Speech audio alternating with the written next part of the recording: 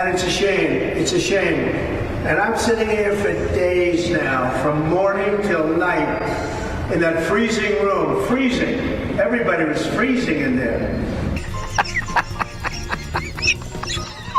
As it appears that I once again ruffled the feathers of our Kentucky Fried former president, who is apparently, with all that's going on, still smarting from my joke about him at the Oscars. Stupid Jimmy Kimmel, who still hasn't recovered from his horrendous performance and big ratings drop as host of the Academy Awards, especially when he showed he suffered from TDS, commonly known as Trump derangement syndrome. He stammered around as he opened the envelope. Again, I didn't open the envelope. I didn't even touch the envelope. I did not present the award for Best Picture. I am not Al Pacino. Maybe you dreamed this during one of your courtroom siestas? I don't know. Damn! Did anyone really think that Sleepy Dawn would trend, with Don Snow Leone a close second, and Trump wouldn't respond to it? Come on, do we know who we are talking about here? Amidst falling asleep several times during his court case this week. Yeah, I have to ask, you guys have been, at the Times, have been live blogging this event, and 40 minutes ago you wrote an observation that I was very surprised. Trump appears to be sleeping, his head keeps dropping down, and his mouth goes slack. Tell us about that. Well, Jake, he appeared to be asleep, and repeatedly his head would fall down. There have been other moments in other trials, like the Agent Carroll trial, which was around the corner in January, where he appeared very still and seemed as if he might be sleeping, but then he would move. This time, he didn't pay attention to a note that his lawyer, Todd Blanche, passed him. His jaw kept falling on his chest, and his mouth kept going slack. Now, sometimes people do fall asleep during court proceedings, but it's notable given the intensity of this morning and a lot of what was being argued. Yeah, that's rather surprising. Trump took to Truth Social to vent about how hard all of this is on him, pulling out all the stops both online and in front of the camera. This is an assault on America.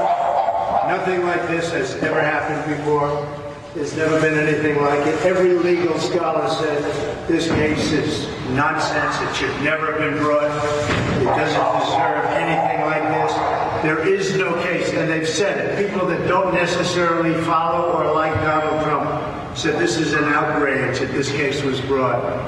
This is political persecution. This is a persecution like never before. Nobody's ever seen anything like it. And again, it's a case that should have never been brought. It's an assault on America. And that's why I'm very proud to be here. It's true. Trump is always very proud to be part of any assault on America. But before we go on, can we just nip this part in the bud? You know, the whole family man shtick? Not even allowing a father, never mind a former president, but a father attend his son's graduation. One, the man probably couldn't tell you his son's name. And the judge didn't even deny his request to attend his son Barron's graduation on May 17th. What the judge actually said was, and I quote, "It really depends on if we are on time and where we are in the trial." Because would you believe this trial actually affects more people than just Donald Trump? But what do facts matter when he knows his audience will swallow the whole victim shtick with a snake oil chaser? And it's a shame. It's a shame. And I'm sitting here for days now, from morning till night, in that freezing room. Freezing. Everybody was freezing in there. And all for this. And this is your result. Look at that. Each one of them a story. And it's very unfair. Very bad thing. Very bad thing. The whole world is watching this hoax. But anyway, after news broke that he was nodding off on several occasions during trial, low energy, sad. But come on, you're trying to tell me that this spry fellow here took a wee nap? I mean, look how full of life he is. The media had an absolute field day. From Rachel Maddow on MSNBC. You know, the wheels of justice grind slowly. I did not think they would grind so slowly that they would rock the defendant apparently to sleep at the defense table today. I mean, I have to say, I was not there. I do not know if he was asleep. It is possible he was, meditating or just resting his eyes or something. I don't know. But that's those headlines, on the front page of the New York Times, front page of the Washington Post, front page of the Huffington Post, front page of multiple news outlets today coming out of this, that Trump appeared to fall asleep on the first day of his trial, those are going to stick. I mean, I know it's not the most important legal thing, but we are in the middle of a campaign, and the age issue is the main thing the Trump campaign wants to use against his opponent. The whole Sleepy Joe thing. I mean, this is, as you said, Ari, this is the most historic thing that Donald Trump has ever done. No president ever has been, no former president ever has been a criminal defendant. And on day one, the headlines coming out of it are that he appeared to doze off. To the late night circuit. Biden is Sleepy Joe. I guess that makes you Dozo the Clown, huh? Imagine committing so many crimes, you get bored at your own trial. And it appears to have struck a nerve. The Republican frontrunner staying awake past jail time to rant and rave on Truth Social about how unfair all of this is on him. Stupid Jimmy Kimmel. Well, we're off to a good start.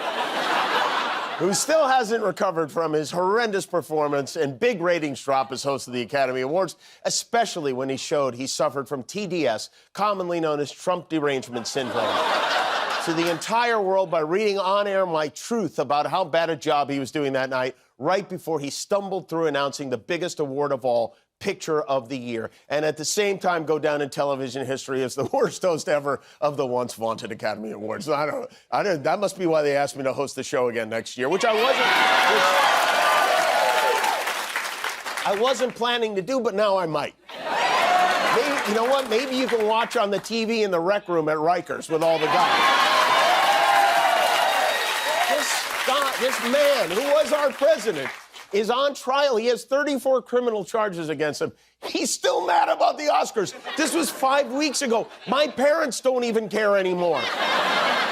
The only person still talking about this joke is him. I mean, he's complaining about being unable to violate his gag order while violating his gag order. People know it's very unfair. The gag order has to come off. People are allowed to speak about me, and I have a gag order, just to show you how much more unfair it is. And the conflict has to end with the judge. The judge has a conflict, the worst I've ever seen, and it has to end with the judge. The gag order has to come off. I should be allowed to speak. Every time I come out to speak to you, I want to be open because we did absolutely nothing wrong. I showed you yesterday 32 stories of experts, legal experts, and I don't have one the other way. 32 stories of legal experts saying very strongly there's no case, this occasion has been brought. Trump did nothing wrong, and they say it strongly, Trump did nothing wrong. So they ought to get rid of the conflict with the judge, because that's something that he cannot do anything about. It's wrong. But you know what? I'm not allowed to speak. And I want to be able to speak to the press and everybody else about it. So why am I gagged about telling the truth? I'm only telling the truth. They're not telling the truth. The judge has to take off this gag order. It's very, very unfair that my constitutional rights have been taken away. And you know that amidst the slew of opinion pieces on what it means for a former president to have to sit trial for a criminal case and how it's beneath the office, the thing that probably upsets him the most was that people were making fun of him for sleeping in court. Because as Chris Hayes said, for a man that constantly berates Joe Biden as, quote, Sleepy Joe, you had one job, mate, and you couldn't even do that.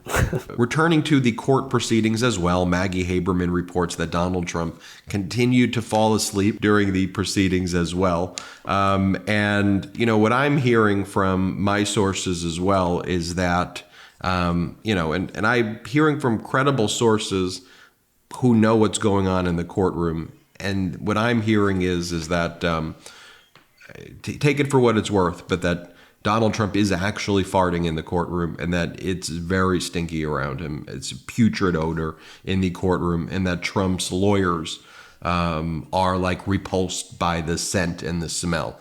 And I'm not just saying that to be like, oh, funny. I'm actually, you know, we have good sources there.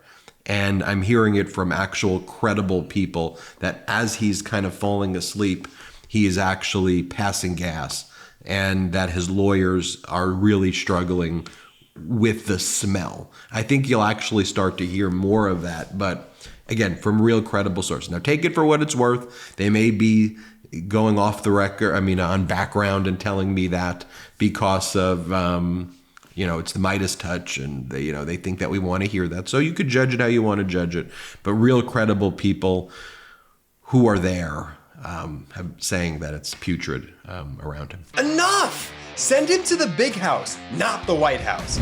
Get the new exclusive tees, mugs, and stickers right now at store.meidastouch.com. That's store.meidastouch.com.